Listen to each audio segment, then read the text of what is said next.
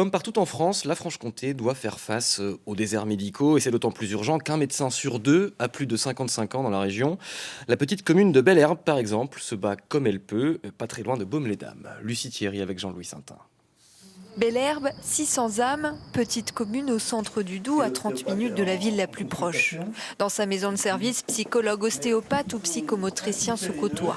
Ils attendent plus que les médecins. Ils attendent plus qu'un médecin. Voilà.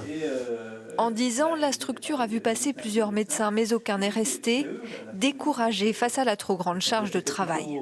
Ils sont beaucoup courtisés, les médecins aujourd'hui, ne serait-ce que les étudiants en médecine. Ceux qui ont fait beaucoup d'études, qui ont l'habitude de l'urbain, ont peut-être aussi des difficultés à le quitter. Et dire, je viens et travailler seul aussi.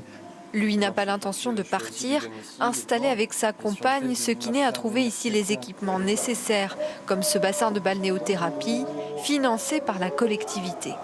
On devait déjà venir sur le secteur en fait, donc on se serait installé de toute manière. Si le cabinet avait été disponible comme il était disponible, avec ou sans aide, ça ne changeait pas grand-chose. Pour retenir son futur médecin généraliste, la communauté de communes réfléchit à une nouvelle solution, le salariat.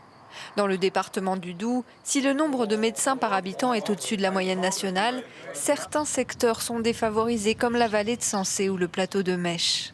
Il faut que ces formations de médecins en deuxième, troisième année puissent faire des formations dans un petit hôpital rural. Je vais vous dire pourquoi ça ne se fait pas. Eh bien parce qu'on préfère utiliser un médecin en troisième ou quatrième année, le mettre dans un CHU, parce qu'il est interne dans un CHU, et puis il coûte moins cher qu'un médecin. Pour lutter contre les déserts médicaux, le ministère penche sur un nouveau projet de loi santé.